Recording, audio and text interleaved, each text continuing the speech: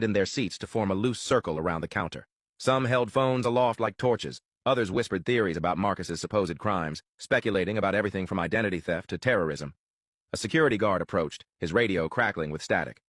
"We got a problem here?" he asked Sandra, barely glancing at Marcus. "Suspected document fraud and failure to cooperate," Sandra replied importantly. "He's been evasive and argumentative, refused initial compliance requests." Marcus's messenger bag sat precisely at his feet, leather, expensive but understated. A small luggage tag dangled from the handle. VIP services, priority handling, diplomatic courier. But the growing crowd blocked most people's view of such details. His boarding pass lay crumpled on the floor where Sandra had thrown it. If anyone bothered to smooth it out, they'd see first class, government rate, official travel, printed clearly across the top.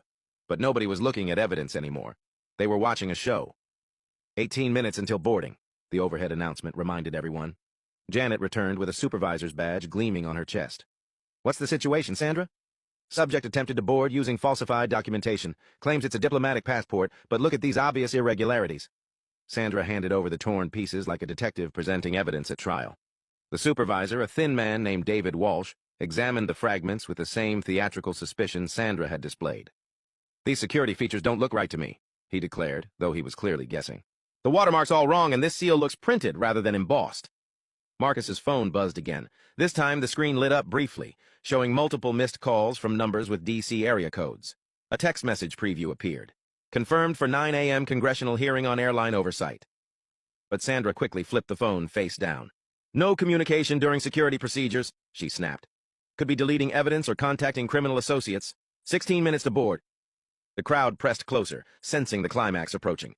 Zoe's live stream now had 789 viewers and climbing. She whispered commentary to her audience. "This is insane, y'all. They've got this man surrounded like he's a terrorist or something. The comments are going crazy." A woman with a Make America Great Again hat nodded approvingly at Sandra's thorough investigation. "Finally, someone doing their job properly," she said loud enough for Marcus to hear. "Too many people think they can just waltz onto planes these days," her husband added. "Bet he doesn't even have a ticket. Probably trying to sneak onto the plane." David Walsh held up his hand for attention. "Sir, I'm going to need you to step over here for additional screening." He pointed to a corner area away from the boarding gate. "We need to verify your identity and conduct a full background check before allowing you anywhere near that aircraft." As Marcus gathered his belongings, his wallet shifted slightly. For just a moment, a gold government seal became visible on what looked like an official identification card with Department of Transportation clearly visible.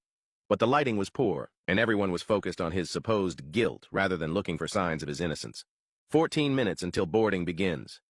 Countdown, 12 minutes until boarding begins. "Move away from the gate area," David Walsh commanded.